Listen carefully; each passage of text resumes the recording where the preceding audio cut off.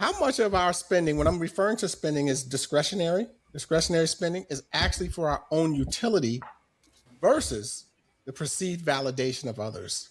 How much of it you think? I don't. I'm not going to narrow it down and ask you to give me a percentage, but how much of it do you think is that the actual It's our own probably utility versus perceived validation of others? it's probably more validation than we like to admit, for sure. Yes. A good portion of discretionary spending is tied to how we think we're being perceived. Okay. You know, Okay. so you know, humans are wired for belonging, just like what Greg was saying. And so, you know, I'm doing well. I'll fit in. I've made it. You know, that mentality. You know, with the group is so funny. People just through human nature.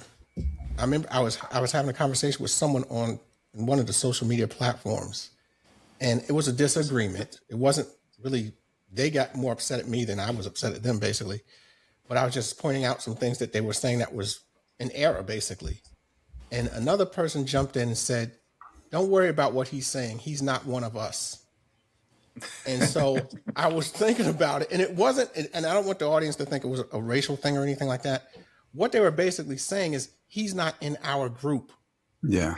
So it doesn't really matter what he's saying Hmm. because he's not in the group. And so we are so fascinated with wanting the desire to belong that even when we're in the group, we can be wrong and we can be lied to, but we'll still stay in the group. That's more important than to actually be right and know the truth. Hmm. And so that's why I think some of this stuff gets caught up where we do this, is because being in the group is a level of safety, it's a level of comfort, even if we're all going in the wrong direction. And so I think that's where some of this stuff kind of comes into play. You know, we want to show the group that, yeah, we do belong here because Hmm. I just bought that new iPhone that just came out. Let me There's go a to, you know, yeah. it's There's a psychology of money for sure. I mean, all of these yes. behaviors are not uncommon in their definitions for all of them. That's now a new thing. And having speaking to psychologists or someone, and I know where this is like maybe way off the topic, but you know, there is a thing, and a lot of how our behaviors come from, you know, obviously maybe upbringing or influence, and definitely by the people again, we're impacted by those our neighbors and those that we see around us. Those shows, those good movies to me personally. I like it, but it was just showing how brands are being used, how you know, products are being marketed and sold to us, and we're feeling this pressure that we don't realize is coming against us, persuading us and trying to convince us to spend, you know, and then we have buyer's remorse almost immediately. But we still go back, that dopamine rush that you were referring to earlier. Yes. We get Yes. something from that every time we go to Marshalls or TJ Maxx. It's like, yeah, I left with a bag, you know, Oh, and yeah. people get used to leaving with the bag. They get used to just ordering out a little bit more than they used to, and you know, oh man, this feels comfortable. I work hard, you know what I mean, and so I deserve to have this. And so it's the mentality, it's the mindset.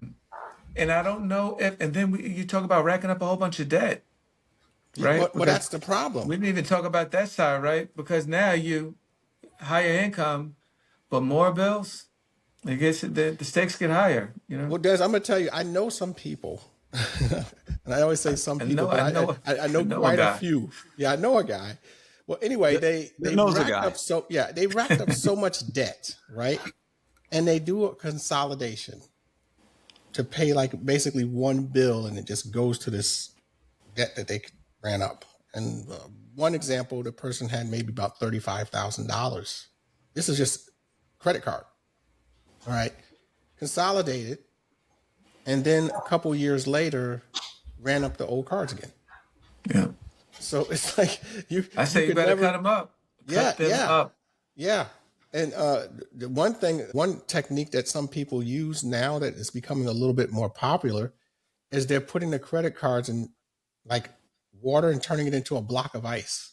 Yeah, yeah, So block if of you ice. want to That's right try there. and use it, you got to break the ice in order to use it, which I think is a That's relatively right. good idea because then that involves effort, and Yeah. so maybe that would persuade you for not wanting to do it. Hmm.